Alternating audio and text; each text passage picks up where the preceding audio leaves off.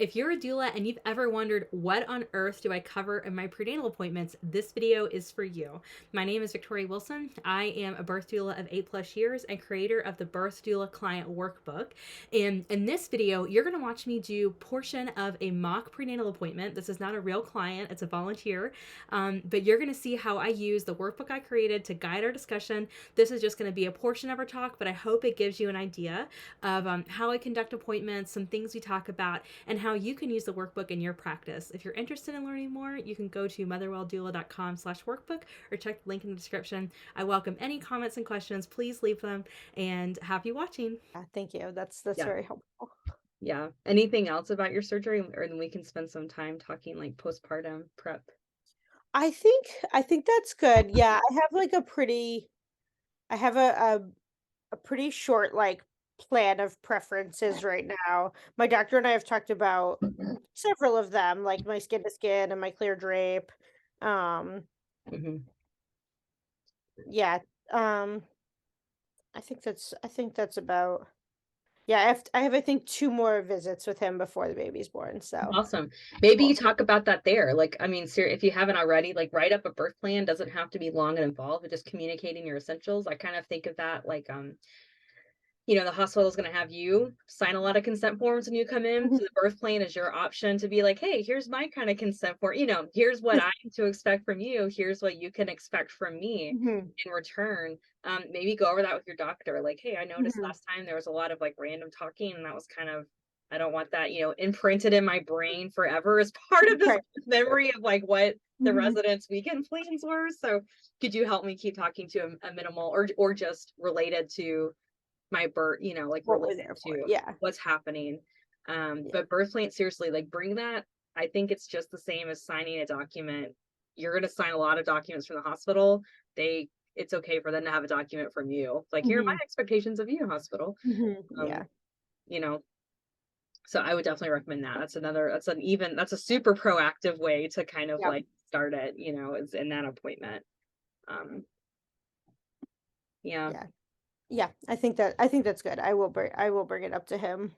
Good, yeah, Um, and there's templates, like, in the workbook you could use, but really, it's literally just a sheet of paper with some discussions of, like, "Here's what I really need," yeah. like, "Here's what I need from you." Simple, to the point, 1 page Yep. if possible. Yeah. You had some good preferences, like, kind of efficiency, good use of, like, your technology, like, if it's available to use to keep me healthy and safe and comfortable, use it. And then I heard a lot of, like, being with baby, so skin to skin with Yep. baby, seeing Mhm. baby, the clear drape be born, skin to skin with baby, Yep. getting assistance, using your hands to, like, touch Mhm. and connect. You can even breastfeed in the OR, you know, Yep. so all of while you're doing skin to skin, so that sounds like that's something you can clarify for this birth. Those are your big these are the Yeah. big philosophy, core values, things that are important to me. Yeah. I know. Do you want to take a second to talk about postpartum some? Yeah, that would be great. Okay. Um, so the one thing I like to do, again, this is sort of, and you have this in the workbook, like the first page in Mhm. that postpartum section. The first thing I like to do is just to help people like set their expectations of what postpartum will be like. And I really like this analogy of juggling. So, someone had asked this author in an interview, like, how do you do it all as a mom and as an author? And she said, well, we're always juggling balls. And it's good to know which ones are glass and which ones are plastic. And by that, she means like, I need to know what can I let go and what do I really have Yeah. to keep in the air?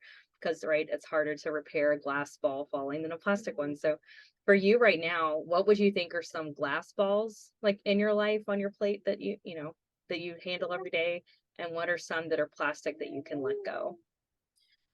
Yeah, I would say definitely for a glass ball, like, our sort of relationship with our son and obviously caring for him is very much like a glass ball, like meeting his needs, but also I would say like I want him to feel very sort of supported. I still want him to feel very loved during this process of being a big brother. He's been really, really excited to be a big brother. Like he talks about it every day. It's like super, super cute. That's so um but yeah, I definitely want him to be like he is definitely a glass ball, like cannot drop him. And I'd certainly say for plastic balls, like I'm trying to make, put a lot of sort of practical things in place so that our transition, so that basically so we don't have to worry about them in our transition, like putting our house in like good order so that when we come home it's not like cluttered and messy. Um, but also like being super on top of all of our housework is not a priority in that early postpartum time. Yeah. Um, So that's a plastic, it sounds like. I that's mean, a you can plastic, prep yeah. now, but it might be clean when you come home, but it may take, in the next day or in 3 days, it might all be kind of chaos again after you bring baby home. So it sounds like you're already acknowledging like that won't be a priority. It's okay if the house is crazy. Um, Yeah. And I think part of something we've thought about already for our son with being a glass ball is that because of the like visitor rules, our son can't come visit us in the hospital. So because mm, of that, we're not having visitors at all. Um, okay, yeah, because makes I, sense. I I don't want Dave to be like the last person to meet the baby when it's his brother. Like, so because of that, we've already told Yeah, our families, like, we're not gonna have anyone come visit us this time. We'll see, we've made a plan to see people when we get home. People meaning our like two immediate families. sure, Um, sure. like our parents and my husband's an only child, but I have two brothers and their spouses. So we have a plan to see them, and that'll be the day that our son meets him too. But we're not going to do any hospital visitors because Dave, because there's no children under 12 in the hospital right now. Yeah, that makes a lot of sense though. Like, I'm glad that you're already thinking of that. And again, that's another boundary, right? To communicate, Mhm. um, making a plan for it. And it's kind of, I think the key of like glass and versus plastic is that glass balls are sort of like this is must happens. We prioritize those. And then Yep. also, I guess really for both of these, you want to think like if it is important, how can I outsource it to the point where I am just doing what I can Mhm. do? Like just you can be mom to your two babies, Yep. just you can be wife to your husband, just you can be recovering from birth. Um, and then the plastic balls, again, you can sort of decide when to pick those up, if at all, or if ever, or who does it, right? So maybe that's like one of the family members can come help you with house cleaning and you don't Yep. have to immediately do that. But I encourage people like maybe tonight, go like literally you can write down for I'd love to hear what your husband says too, like what's glass for you and what's plastic. And then sometimes it's helpful just to keep this away so that when you Mhm. are a weekend postpartum and you're feeling like, is everything out of control? You can look back at your core values and remember, like, Yeah. oh yeah, the glass is taken care of. It's okay. We can let the plastic go. Yeah. Yeah. So Yeah, I know we'll have I'm planning on doing a couple like I stopped working like my C-section right now is scheduled for 39 and 3, and I stop working at 38 and 3, so I have like a week okay, between okay, then. that's good. So my plans are like to do like a couple freezer meals and snacks for us. And then we have a very supportive church community who I Awesome. know is going to meal train it for us. So I think That's that awesome. helps outsource some of those things. That's awesome. Well, maybe like in that community then too, are those some of the people who like kind of having a plan is good and also having a plan when things don't go to plan? So who are those the same people you would call if things are kind of like difficult in maybe expected or unexpected ways? Yeah, I would say so. I mean, I definitely think of them for like when I've had a bad day. Okay. Um Yeah. and to do like practical things for us, like chores and running errands. Um Mhm. yeah, those would definitely probably be like the first people I'd reach out to just cuz like they're my close friends. Um Most, if not all of them, like, also have small children, so they're very, like, empathic to the whole process, and both our families are very supportive. They are not far from us, but also not super local to us. So they live maybe like an hour or so away. So Okay, for good. things like, if something happened where I needed like someone to give me a ride somewhere, like my family's a little far away for that, but my church friends are a lot closer than that. That's awesome. And I love that you have that. Like I have found that a lot with other Christians or just kind of people Mhm. in communities of faith. Like it's kind of neat that that's you have that, built in. And I know a lot of families don't. Like sometimes this page is really hard for people to fill out because they're like, I don't actually know. Like I don't would I call like Jill at work for XYZ? But Right. you're right. Even with that, like family or church friends, sometimes I have found this helpful if you're identifying your village, like you can literally even write down like who specifically in my church. Mhm. Hopefully you have more than one name. Again, Yep. for some of these, you might have a professional in addition, like for Yep. breastfeeding, feeding help, or medical concerns, for your baby. But sometimes we're more likely to act on a plan if we have it and like we know what it is. And when you're tired and sleep deprived, you'll just know, like, oh, that was the name. Mhm. Versus thinking even like you break it down, like future you will thank now you for breaking it down and making it really easy. So you're not Yeah. having to think through people and you can just say, oh yeah, this is my issue. Here's who I would call. Um, but I love that church is that for you. Yeah.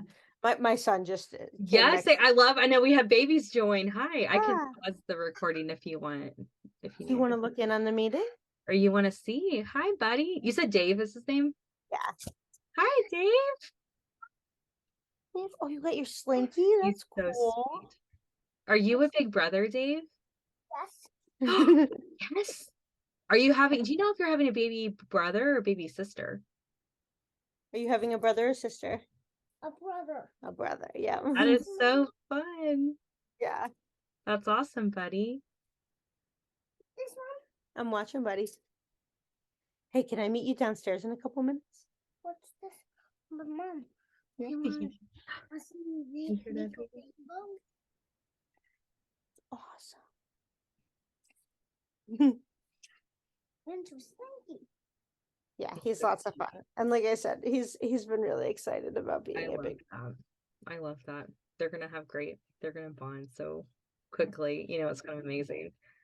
Um, Well, if you think about kind of like this is where like the last page we'll go over, Mhm. just for postpartum prepping. But was there anything there? It's kind of hard to anticipate everything that might end up being a struggle or to, not know it's going to go totally easy. So there's sort of some categories here of like feeding baby. Where's baby going to sleep? How am I going to recover? Who's our pediatrician? When do I go back to work? Who's going to watch the baby? When I go back to work, if I'm going back to work.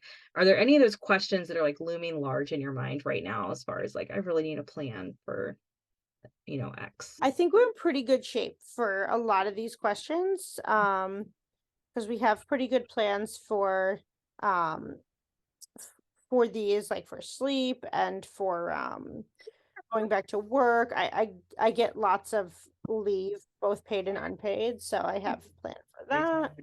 that. Um, we have our pediatrician group who we really like, who we take Sure. ourselves to. So Sure. it's been easier this time. And then we're on like our son goes to daycare, so we're hoping to put our new baby in that daycare as well. Okay. We're just on the waiting list for that, and hopefully that'll go well and there won't be much troubleshooting for that because Yeah. Yeah. getting into daycare could be like getting into like the club. Like Or I know that's what it sounds like. Yeah, honestly, like getting into Harvard or daycare, it's kind yes, of oh the same. daycare. Which one do I Yeah, want? kind of the same process. I'm curious too, C-section recovery with like another baby, is that something that you sort of like when you recovered the first time, you just had one baby, but you're gonna have a Right. toddler and a baby now. How do you anticipate that being, or do you anticipate that being different, Yeah, I think it's gonna be a little different. I mean, fortunately, because David's a little bit older, he is 4, he's very like independently mobile. So Yes, right, he doesn't need to be really picked up for anything. right. Like he sometimes likes to be picked up, which we're gonna have to like Sure. work at that. Yeah. Yeah. Yeah. We're gonna have to work on that that I'm not able to pick him up. But I think that the benefit in him being a little bit older is that he can get into bed himself, he can get into his car seat himself, like he won't absolutely need me to do those things. Yeah. Um, but and then my husband and I have talked a bit about how like um he about my husband being able to like do some fun kind of dedicated time things with David while I'm like caring for the new baby. Yes, good, Uh, good. Yeah, yeah, and my husband gets several weeks of leave as well. So so I think we've talked about that, and I know there'll be like a bit of a learning curve to it, yeah, um but I think having both of us home quite a bit will be really helpful for that as yes. well. And the church, so home, that's good. Like you both will have some generous, right? Generous for like, don't get me started. Generous for American standards. Generous for Time home. America, Yeah, but generous for America's time home. But also like those communities like lean into that. Sometimes the Mhm, help may not be with babies. Sometimes it might be like, hey, church friend, can David come to your house for a play date today? Or can you come over here for a play date and I'm gonna go nap with the baby, something like that. That's where postpartum doulas as well sometimes really come into handy for people with other siblings, older siblings, mhm, um, there's lots of ways to like to handle, but it is kind of unique. Like you've recovered once before, even from surgery, which is mhm, like that learning curve is gone. But again, you don't know how it's going to go this time or what David will need or your new baby. So I think the best way to plan for the unexpected is just to do what you've done, like build yourself up with supports. And again, don't mhm, have a plan to reach out. Like don't you kind of learn the hammer lesson, right? Like don't wait for an hour, don't wait till it's intense. Just ask early and you can really save yourself a lot of heartache and just time, you know. Yeah.